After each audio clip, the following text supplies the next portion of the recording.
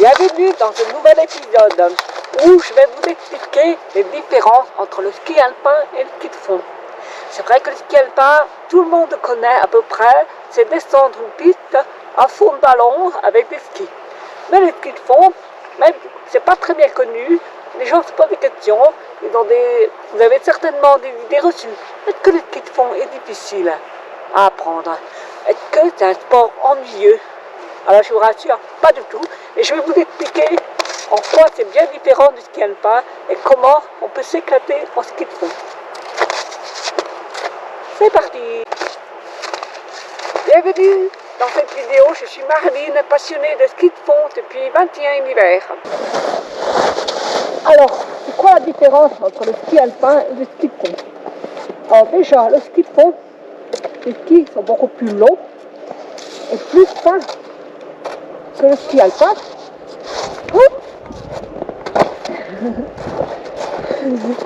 Ça demande beaucoup plus d'équilibre. Voilà. Ils sont aussi plus légers. Vous voyez? Et la différence aussi, c'est que le talon est libre. Vous voyez?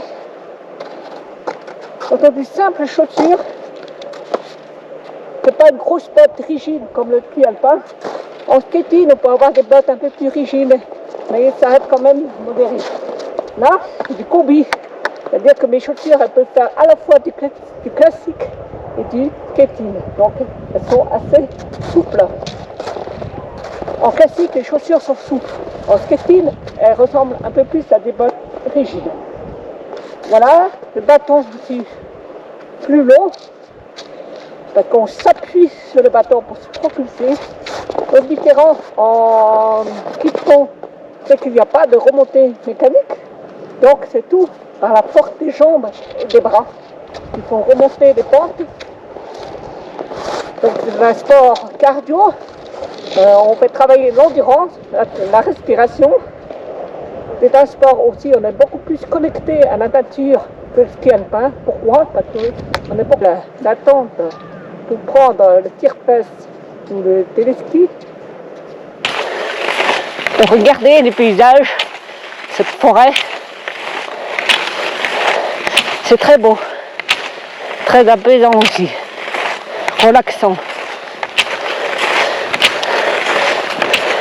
Très actif, on bouge beaucoup, donc forcément, ça ne sert à rien de s'habiller trop chaud, sinon on transpire et ensuite on a froid. Ça ne sert à rien de prendre des doudounes, des vêtements épais. En bas, j'ai un simple caleçon, mon pantalon léger, ça suffit largement. Donc on est beaucoup moins engoncé dans les vêtements qu'en ski alpin. Sur la tête, j'ai un simple bonnet, des lunettes classiques.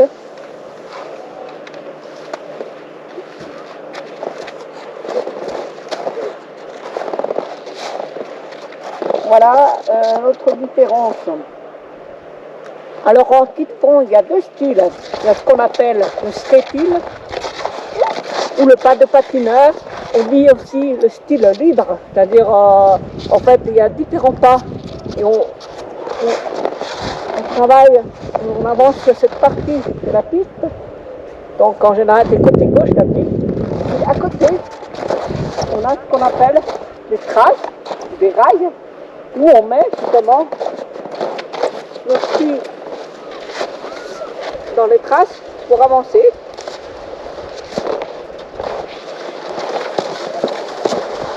Voilà, vous avez eu la démonstration.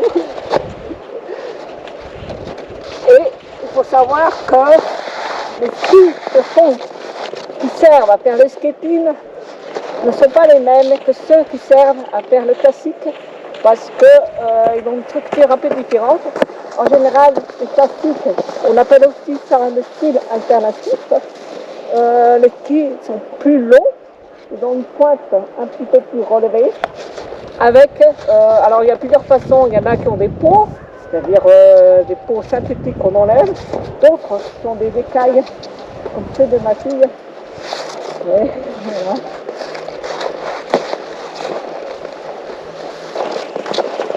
Sachant que les skis évoluent beaucoup, et ça a beaucoup évolué ces dernières années. Moi j'ai des skis qui datent un petit peu, je ne vais pas rentrer dans le détail. Autre chose, en ski de fond, les pistes sont également damées. Il y a aussi l'intervention d'une machine qui dame les pistes. C'est nécessaire pour avancer plus vite. On peut faire du ski de fond, on va dire, dans la forêt, mais alors ça s'appelle du ski de randonnée nordique, où là, c'est pas tout damé, c'est la neige vierge. Et c'est sympa aussi, et on avance dans la neige. Il y a un peu l'équivalent de ski de randonnée alpin, on a le même principe. Pour le ski de randonnée nordique, alors c'est encore un autre matériel spécifique avec des skis de fond un petit peu plus larges, adaptés justement pour quand tu ne sais pas tracer, hein, un petit peu comme ma fille fait dans la neige, hors piste, de formuler. Voilà. Le ski de fond, c'est à l'origine, c'est vraiment le ski qui permettait aux gens de se déplacer quand il y avait la neige, parce que traditionnellement, on fait ça d'une maison à une autre, donc sur du plat, et puis parfois il y avait des montées et quelques descentes.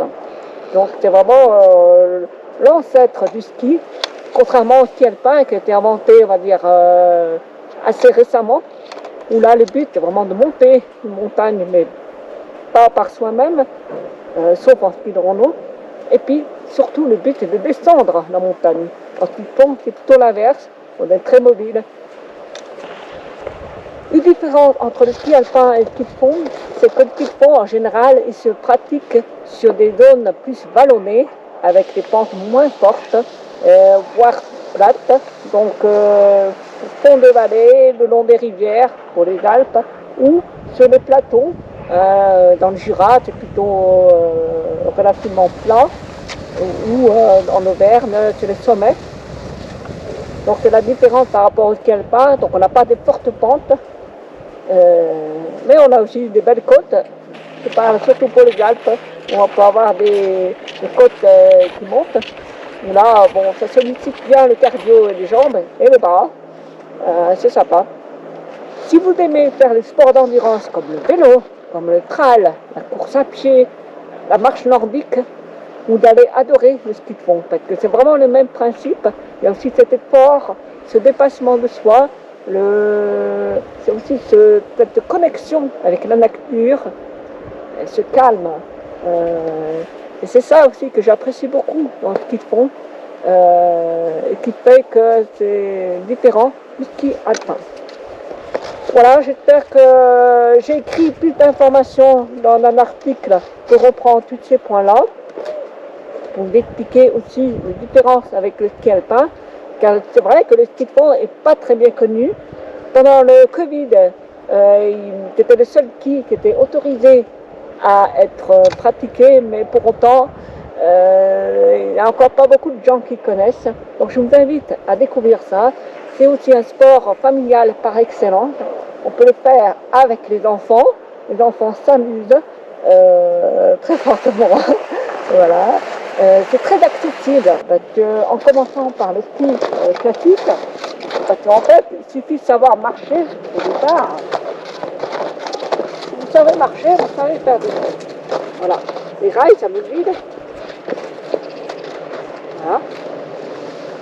Je vais vous laisser porter.